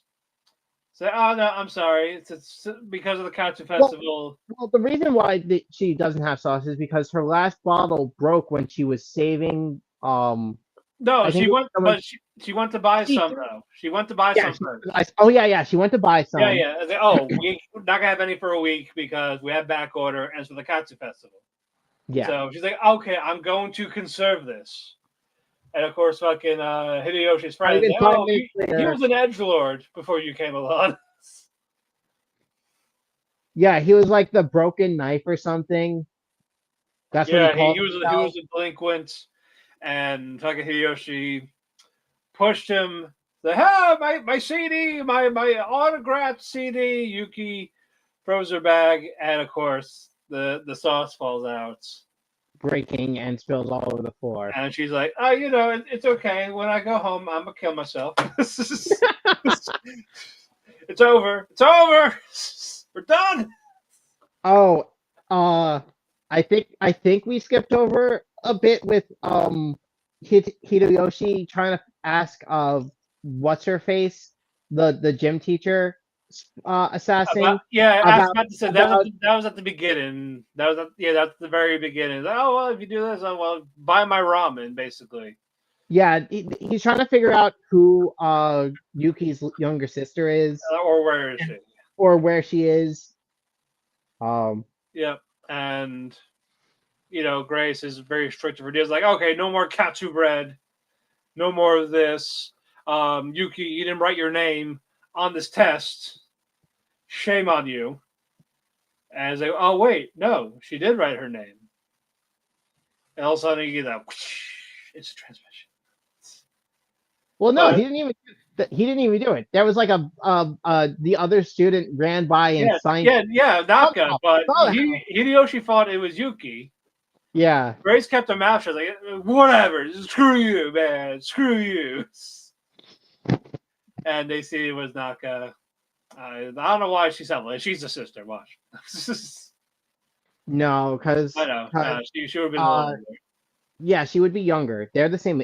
She's the same. Or no, isn't Yuki supposed to be older than Hideyoshi? Yes. Yes. Okay, so there's a chance, but the best part of this episode is what happens at night. Yuki, without her fucking katsu sauce, without the blessing of it, has these nightmares that gives us all the exposition of her fucking backstory. Her parents were diplomats, or no, her mom was a diplomat, and her dad looked like Hideyoshi for some reason. She was smart. She spoke multiple languages. She was athletic. She could do it all, and she didn't care about the fame. She didn't care about anything. She just wanted to see her parents smile. And then the Yakuza's like, I can exploit this. Yes, the Yakuza were like, oh, you can exploit this. Dinner one night,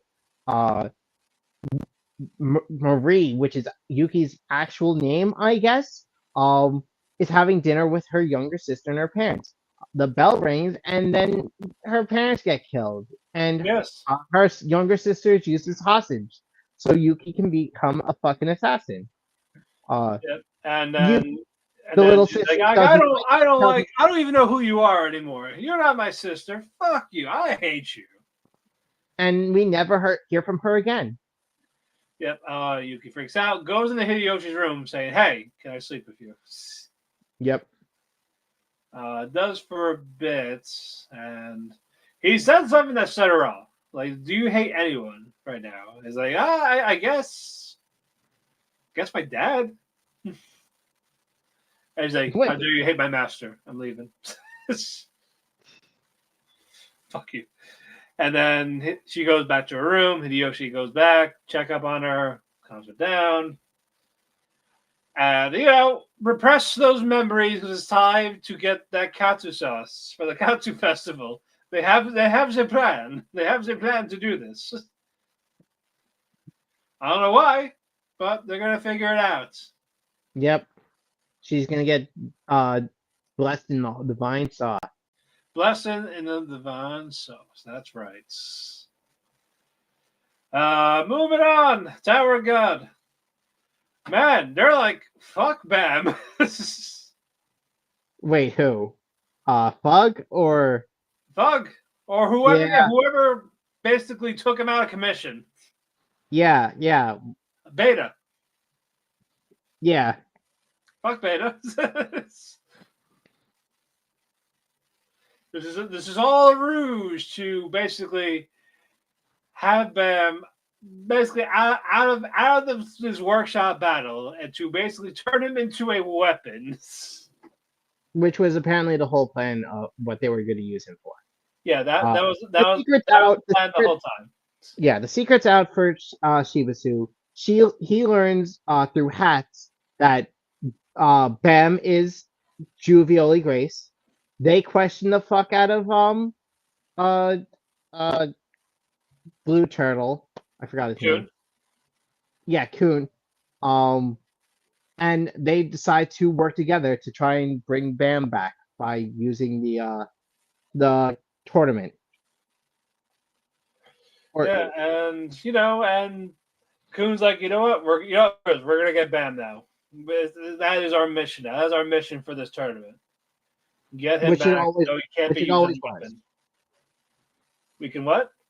Which it always was. Once they figured out that Bam was, when Kun realized that Bam was Juvioli Grace. Yep. But my question is, why isn't Shibasu questioning fucking Kun where Rachel is? He's like, she's dead to me. Well, no, he didn't know. He didn't know what happened. Only fucking Kun did, I think. Yeah, and he's like, you know what? She's not worth it. She's not worth it, bro. She brings only misery and despair. Yeah, I mean that's true. That is very true. Now the plan, the time to say Bam begins in the next episode, as we're at the halfway point for that. Yep. All right, now let's dive into Yoko Tara's vision, shall we? Oh my god, it's such a good vision. It was all a lie. This whole world a fucking lie, Chris. This whole battle, this whole series, it was only just to fuel the vision. Yep. Nothing- No. Again, like none of this happened. Like it's all in this simulation, whatever you want to call it. That blowjob that the girl gave the main character back in season one. So if this world is not real, where is Goro? Did he just unplug his headset? Like now we're done? He just logged off, man. It's simple. Just log He logged off. off the phone. He logged off the fucking phone. I'm just like, what? Like, hold up, Trentamonte. Let's just back up. So how is this with the semi-permanents with With the god battle. I don't understand, Chris. I don't either, but this is what I basically got out of it. So, the battles were pointless. It was only to choose a fake god or a new god candidate, in order to fight against the fake god candidate. Yeah, a new god. To fight the god that the this real god. person created on the app. With all this, the real that one. Yeah. So yeah, no one needed to die. Honoka didn't need to die. Mitsuko didn't need to die. Rio didn't need to die. Yes, I know. apparently we got more coming. We got more deaths coming. I'm not surprised. I'm like, what the French fried titty fuck is happening? Ah. But Utica, he apparently has a plan. That's why he did not leave this timeline. That's why he's so adamant on staying and helping. And he says, hey, no one else can die. No one else can die. If anyone else dies, that's it. It's over. But more people are going to die, obviously. And as they raid the God AI headquarters, or the location where it's at. Yeah. This angers me, but I trust the vision, but this angers me at the same time. Don't worry, we're gonna see 2B in a bikini on the final episode. I'm calling it. They're fucking better. Both 2B and Eve. That's all I need right now. That's it. This does those two. The Android and Android action. Let's go. I'm ready. Fuck it. Fuck all of you.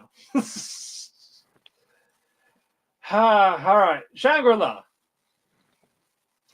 We're still in this other game. We're in Nephilim Hollow. Yeah, I don't care about this game. I'm sorry. Yeah, me neither. It's just a distract. It's just filler. It's just all because he rage quit. No, it's because he's upset that he can't fucking use the cool armor. In Shangri-La, and yeah, he rage quit to go to this other game. That's all this is. That's all this fucking is.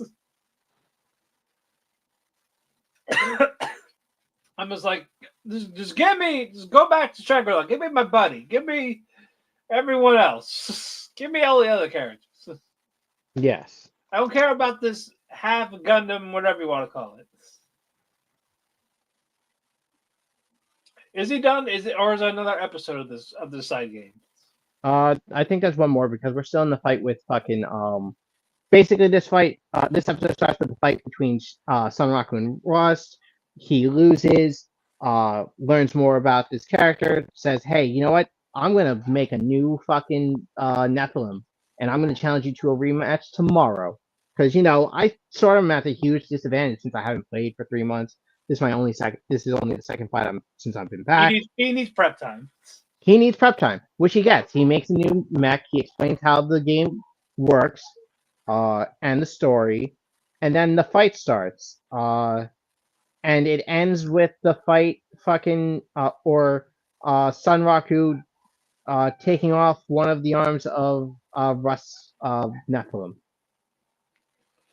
Yeah, is Kay one of the other characters in this game trying to get Sunraku back?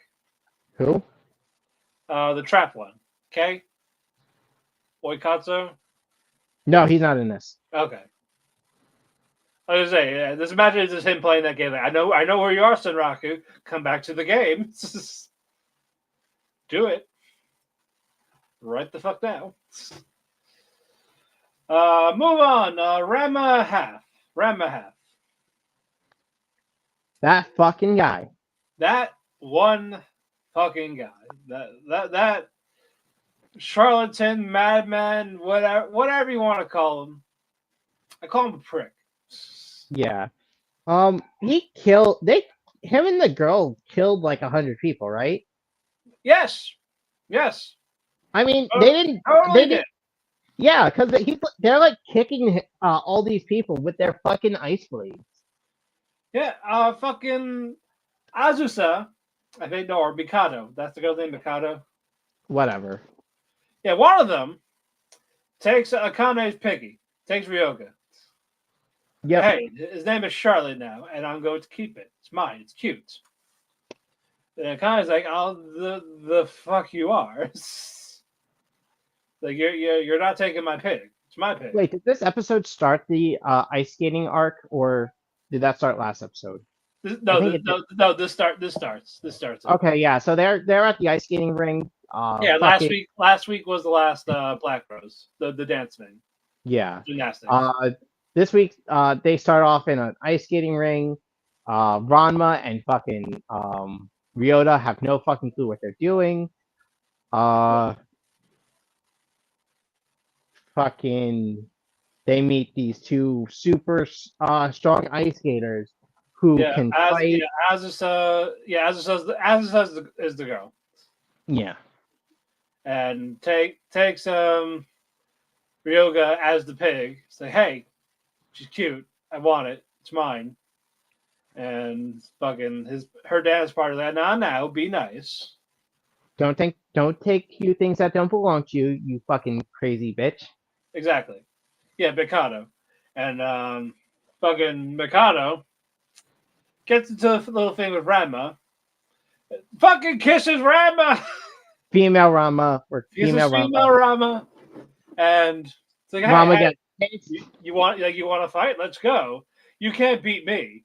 Something happens. We don't know. We don't see it really. It's just like it's over. Did Ranma win, lose? And fucking Mikado frozen. Like he lost, and fucking Azu says, "Like, yeah, let's call it a tie. We're not done yet, though. Let's call it a tie." Yeah, but then fucking what's her face? Female love interest says Rama didn't lose. Your fuckboy lost, and drags him away. By the way, they're both both Ranma and I Akane, can't remember her fucking name. Ryoga, No, her, the love interest. Akane. Akane tell the two ice skaters they're gonna have a fight. Akane's gonna beat the girl for the pig, and Ranma is gonna kick the crap out of the dude because he's flirting with Akane and he kissed female Ranma. Yeah. Yeah, and the second half of the episode is just Ranma being pissed off. Yeah. Yeah, and because you got Kiss. without consent, and basically it turns out that was Ranma's first kiss. Yeah. And Akane Simba's like, no way. You hot for Rob like you? No. I don't believe you. But then they almost kiss before they're fucking Rama was like to Akane, well, what if I kiss you? Well, I ain't gonna stop you. Well, fine. Let's go. Good. Fine. Okay. I'm gonna do it right now. You do it, so you know balls. And they're going to do it. Kiss until fucking Akane's family came like, do it. And now Akane's all flustered because she almost kissed Ranma. She was wanting to kiss Ranma. Yeah, she was down. She was DTF that time. That was her probably only time for now. It's his only time. Not bad though. Not bad. Not bad. All right. Now, Blue Box. It's qualifying time. Taki, he's doing his stretching. He's outside. Chinatsu joins him. They're hyping each other up. Chinatsu tells him, "Hey, score, Taki. Score. You can do it. I believe in you." He's like, "All right. If I win, she gets to sit on my face." I'm waiting for it. So we have first the double qualifier. They lost. They lost against the number. Kengo and Taki. Yeah, Kengo and Taki lost to Shota and some dude. Shota's the more important one because Shota's the one who beats Kengo, who beat Kengo last year. Yeah. In the singles competition. Right. And then he told, "Hey, it's cool. You're gonna rise up in the single one. Just don't give up because you're gonna have to fight fucking Sota in order to face me." Yeah. Also, fucking Shuji, he was passing down the chair, and then fucking Taki's like, "Hey, here's your wallet." He's like, "Thanks, nice kid. I'm gonna hurt him. I'm gonna beat him." And he beats him in the singles first round. Yeah, so Taki lost both double and singles, so he is not going to nationals. this year. He still Yep, has this 2 more year. years. Yep, and it's just like it didn't even stand a chance apparently.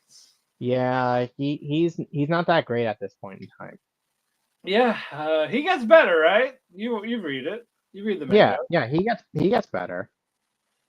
Just eventually. Just eventually. Yeah, so Hina tries to cheer up Taiki, but Taiki's kind of in good spirits. For now. Optimism. Yes. Optimistic. The people who do win, Kango gets in second place for the singles, losing to Sota again. Yep. But that allows him to go to nationals. Yep. So he's in nationals. He's in nationals. Taiki goes home, feeling dejected. But when he gets home, he overhears Shinatsu, and she won. She won her match, and she's going to nationals. It's like, man, I wish we saw that game. Yeah.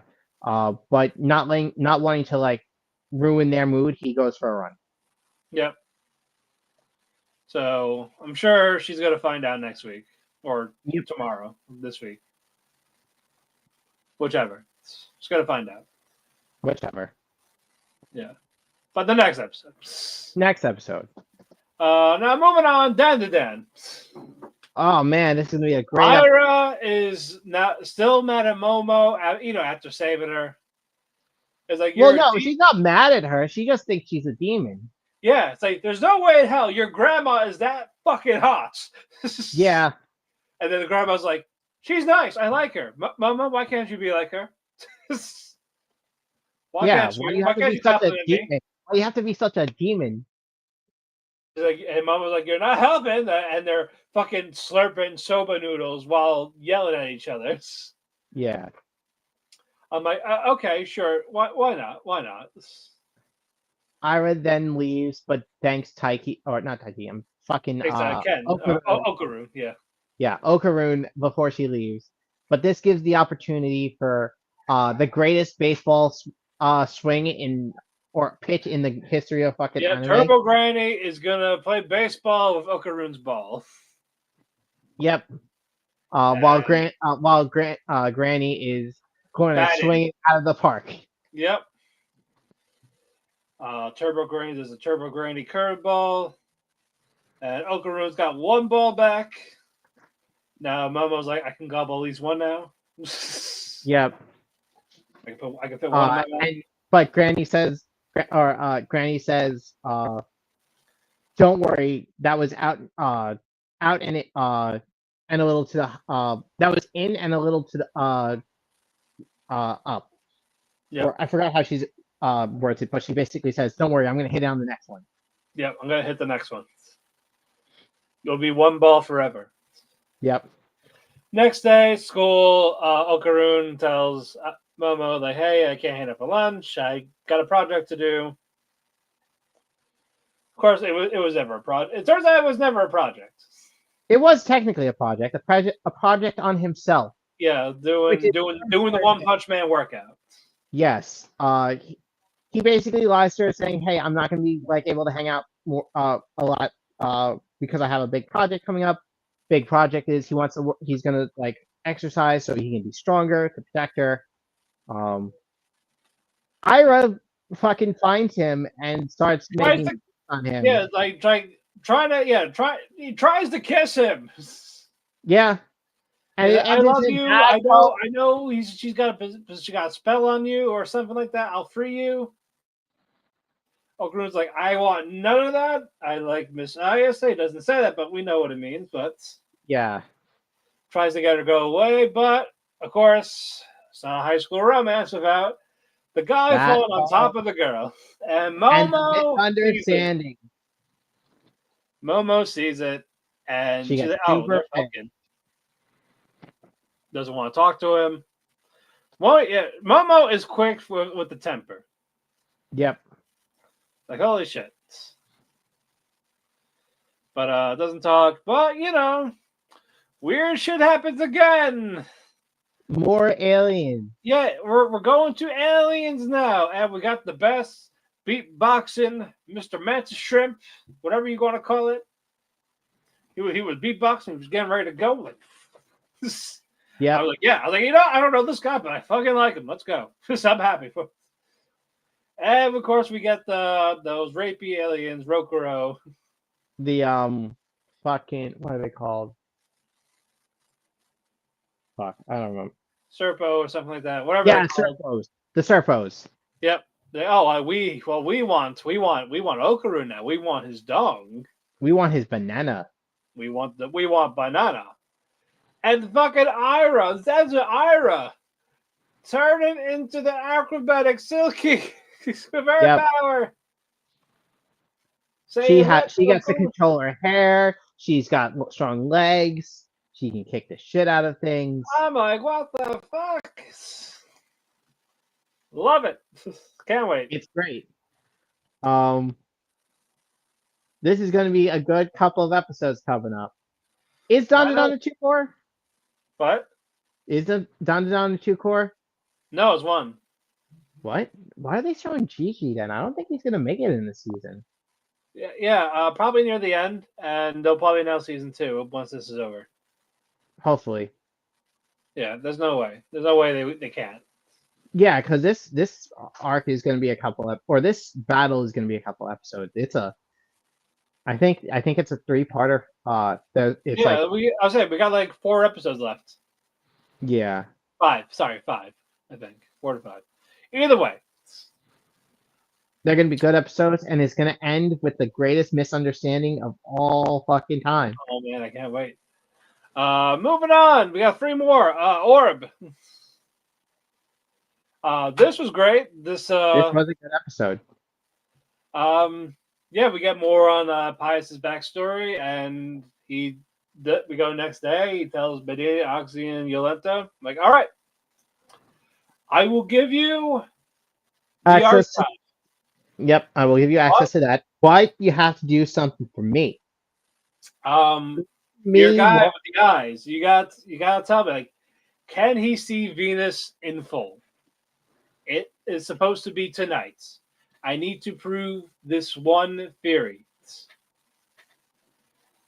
Because back then, a theory that his professor had was wrong, and that's why he declined to be like the next successor. He didn't want to tell him that he was wrong. So he denied it. Basically, everything that the professor wrote was the truth, nothing else. Like, nothing can change. Yeah. So. And on his deathbed, he's like, hey, when we meet each other again, I want you to tell me the truth. Or tell me the truth of the world. Yep. Also, be right back. Keep talking. Okay. Pius has a test for Osby, Oxy, have him stand like a good distance away from a tree and ask him what shape he sees on the stump of a tree. He reveals that he sees a half circle, which is good enough for Pius. And then when night comes, they stare up into the sky, waiting for the clouds to clear, and Oxy sees Venus full, proving that he was proving his theory that Venus, or proving his theory was wrong, giving them fucking access to the archives.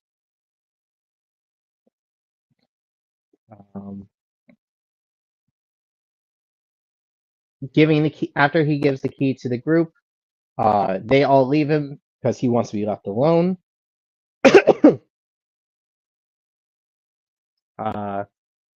And tells them, take whatever you want. I don't care anymore. Super depressed.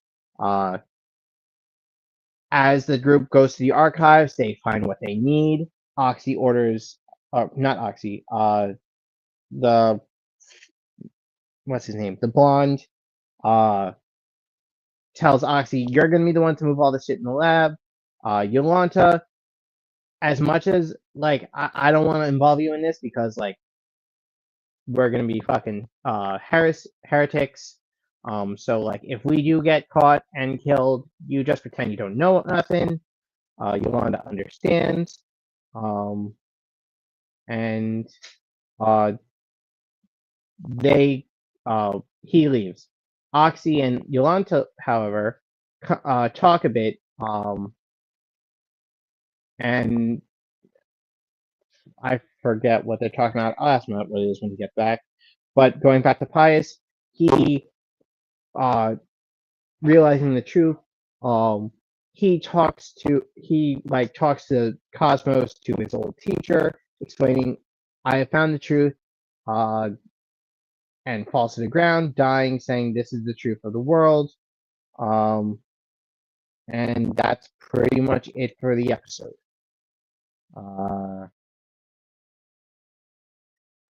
Next, we're going up to, I believe 2.5 is left.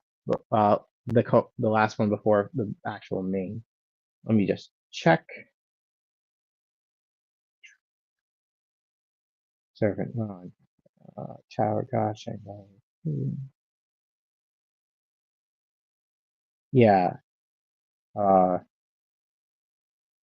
Fucking 2.5D seduction is the only one left.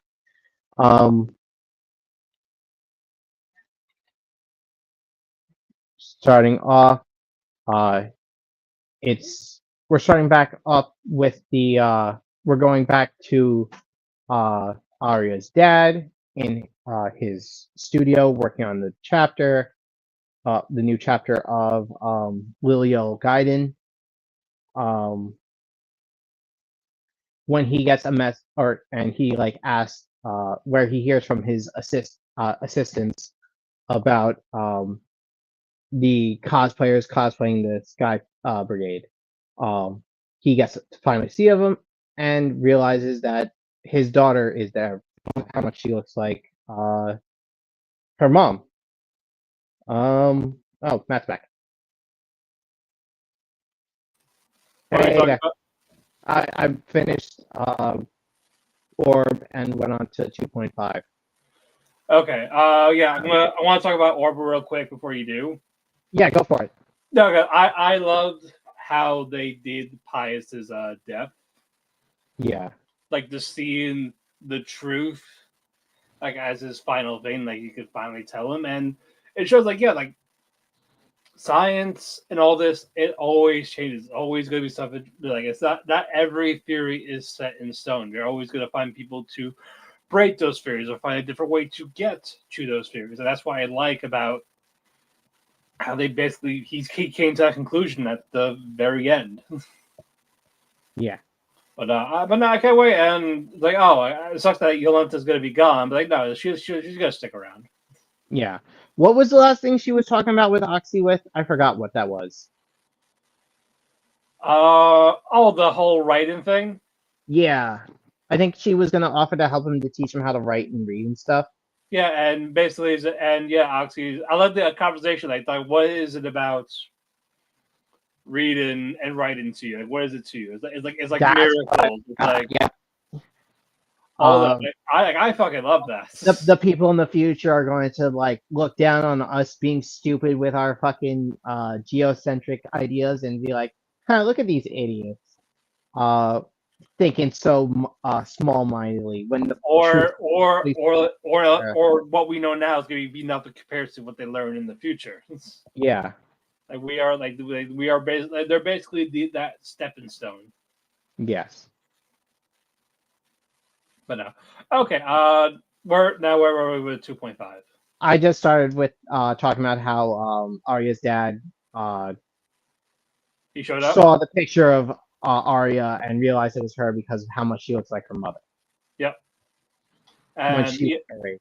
yeah, and the staff was like, just go. Well, we'll finish your thing. We'll finish your. Yeah, we're just thinking. Don't worry about it. Yep.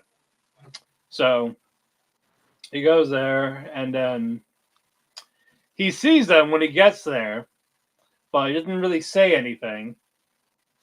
He doesn't really know how to. But but that's as he's walking away, Arya recognizes him, and Lilia says like, hey, your dad's here. Well, I got your I made a costume for you. we need to get you ready, Okamura. You need to hold them off. Yeah, distract him for like a half 10 hour or so, however long it takes to put on the cosplay. So It shouldn't be that Okamura, long, right? yeah. Well, the ball gotta go to the change room and all that. But Okamura goes to, and I love how the dad's just like, I'll get the deadline. I got the deadline. Yeah. That man's overworked. That man is overworked, as most fucking mangaka. That's Yep. why they die. That's why they take so many hiatuses. That's why, like, most of them die of Or they die young, yeah. sick. But so Okamura tries to find ways to distract Yoichi's like, so basically, hey, can I have your autograph? Sign this, but it's a vintage paint. Oh, I don't care. Yeah. Having you sign this is fucking great. Can you also draw a picture of Lilia on it? Yeah, and he talks about his past manga, and all of a sudden this got very fucking dark and somber. Yeah. It's like can we not talk about that manga? Like that was a very dark time in my life. That ruined my marriage. That ruined everything. So can we not? Like, it's very depressing. Okamura. Can we not talk about this piece of shit manga that I made? Yeah. Then Okamura, with tears in his eyes, say, "It's not bullshit. It was great. It changed my life. It was life saving. This like your little side story. You gave character to her. That made me happy. That he was going on this field, and then the man's like, "Oh my god, it's you." You were the Okamura from back then. You wrote that letter. It's like, you have that? Like, yeah. It's what saved me from saved me from like continuing my work. Yeah, that's why I didn't put a gun in my mouth yet, basically. Then he's like talk about the bad stuff about it, basically. You know, his wife used to be a gyaru in school. She read his first manga. Like, she was the first one to read it. Uh-huh. Fell in love. They had a kid. Falling out. Just wasn't falling in love with him anymore. He hated making manga, which is the whole reason why she fell for him, because she loved him that made manga, because he was happy. He was now he's not. Yeah. And then we see Arya in that outfit. Dressed up as Melia. Yep. He's crying. They're crying. The father-daughter reunion, crying tears of joy. They're very happy. Arya talks to him like as Melia and herself, saying like, since you created us, we're both your daughter. And as your daughters, thank you for bringing me life. Thank you for yeah. It was really fucking tear-jerking.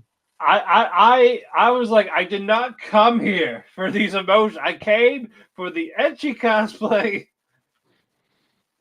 aspects of cosplay. I didn't come here for feels. And the cringe otaku culture.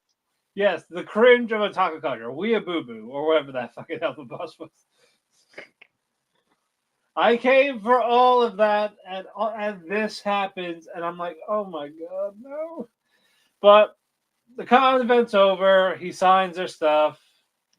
Yeah. He talks about, hey, well, I was going to end it. Marisa is like, oh man, it's a good thing I brought these fucking poster boards, because I knew we were going to fucking meet him. Even though they didn't know they were going to meet him. But it was a just in case. Yes. She had faith.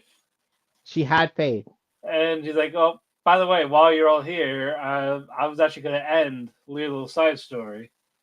It's like, what? Like, but seeing you guys here today and how much you guys actually love it, I'm not going to end it right now.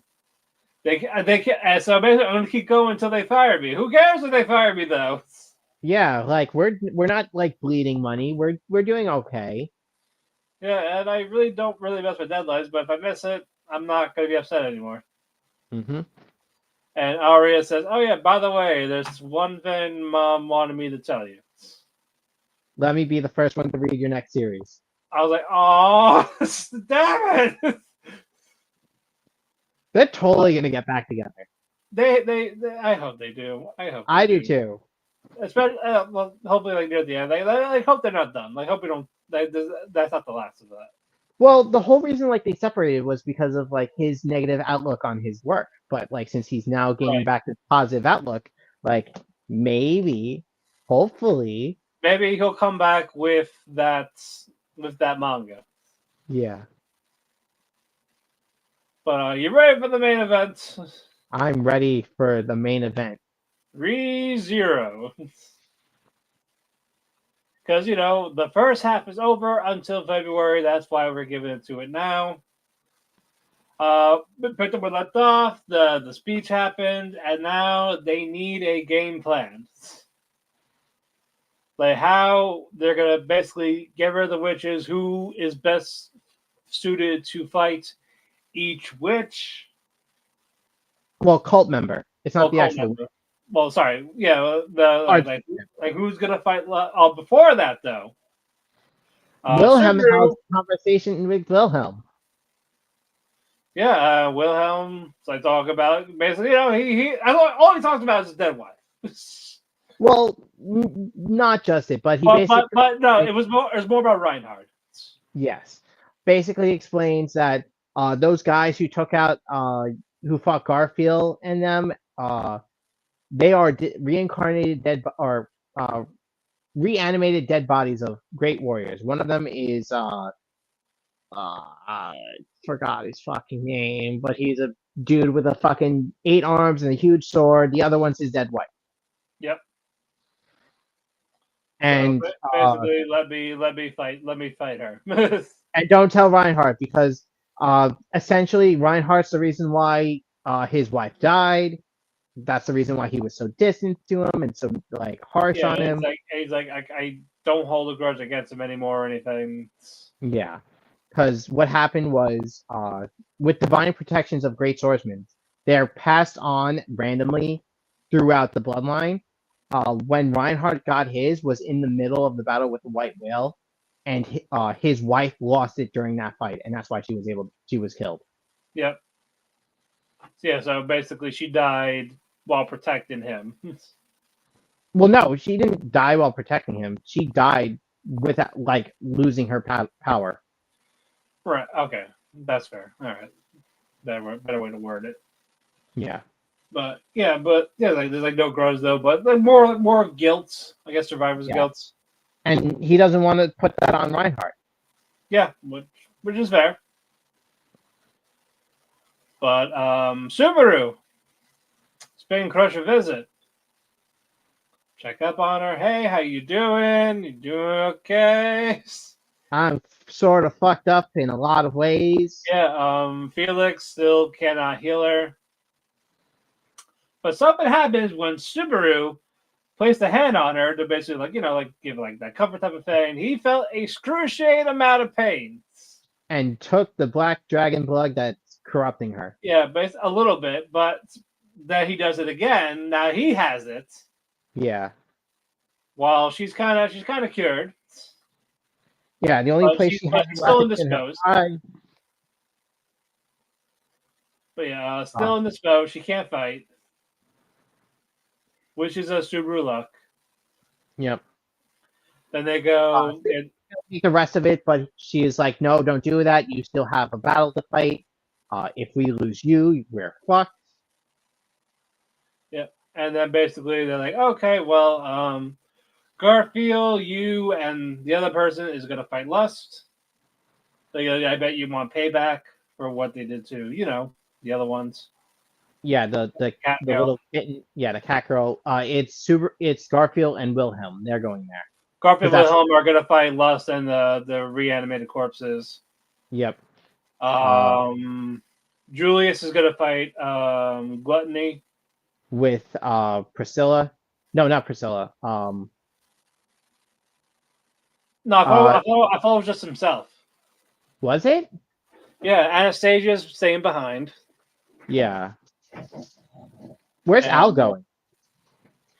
I think Al's also staying behind, or just wherever Priscilla goes.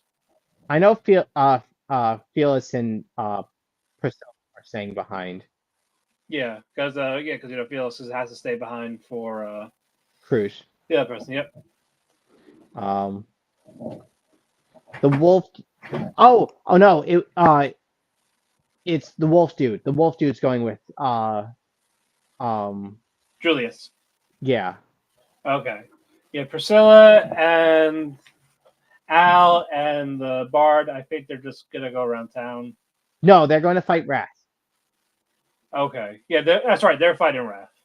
because she's the only one who can like stand up, can cancel Wrath's fucking bullshit. Yep. Because apparently, thanks to Reinhardt's ability to just give himself powers, he could see what her divine protection is, and it's a divine protection of telepathy or something like that. Yep. So they're gonna use that to help out Priscilla to take out Wrath. And that leaves Subaru and Reinhard against Cornelius. Yep, to stop the wedding. Yep. It's wedding time. It's only just the wives there. Yep. And Regulus is he's like, oh, like you're gonna marry me and all this, and Amelia just basically says, no, Fuck you. I'm not gonna marry you. Love should be like this, because basically, once you get married, no smiling, no happiness. You do what I say. No emotions. So like a 1950s housewife. Yep. So take it. And Emma's like, nope, I don't want this. I know Subaru loves me, but I can't give him that answer right now. But I know how he feels about me is a lot different than how you're treating me right now. I want to experience real love, and I'm not going to get that from you. So the wedding's off. Fuck you. And Cornelia was about to go kill him, and then boom, somebody wants. Yeah, Subaru and Reinhardt kicked the door. Reinhardt kicked it very hard. Reinhardt's kick fucking sends the door right into Cornelius. And out. He's knocked out for that second. But Super's like, I was getting ready. Like, I hardly touched it. Yeah. And then it goes, basically, I object to this wedding. I'll be taking the bride now. That's where it ends. Like, yes. Yes. Very good stuff. What do you give the first half? I gave it a 4.5. Oh, yeah, it deserves that. It's a 4.5 for you, too? 4.5. Yeah. Oh, man. Shame we weren't getting the rest, but we will grade and rank it properly in spring. It could be worse. They could have given us the rest of it, and it could have ended up like Jujutsu Kaisen Season 2, Part 2. Yeah, they could have. I mean, yeah. I'd be okay with Jujutsu Kaisen not coming back. What, that final page. That final page is so good. Closing thoughts before we close up. This was a good week. I still need to see the rest of my shows because I still have a bunch of shows that like I watch on my own that I need to watch, but I focus mostly on everything shared.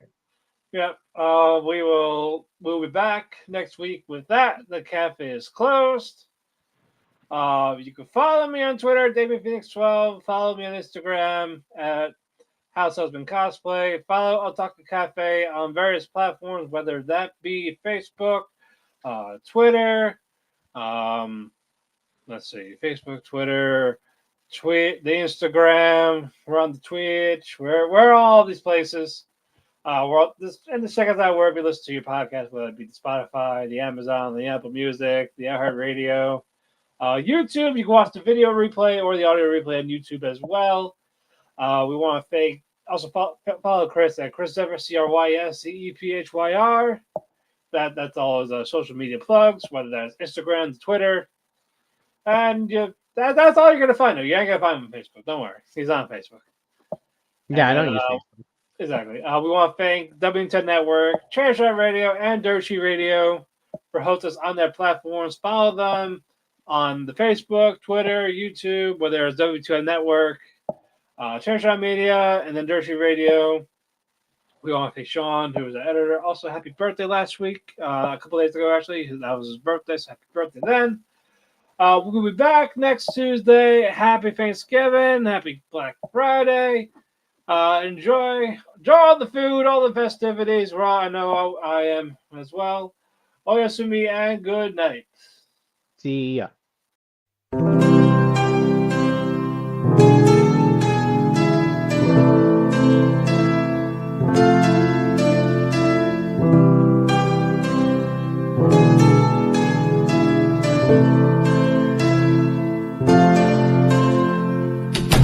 the sun goes to sleep, I find myself in a heap because it hurts so much to be away from you. It makes my day when I get a text from you.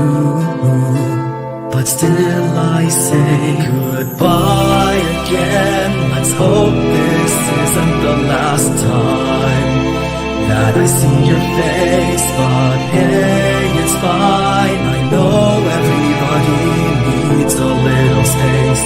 There's no one to blame. Goodbye again. Let's hope this isn't the last time that I hear your voice. But it's your choice. I can't keep you here forever. Just promise me that you'll come back.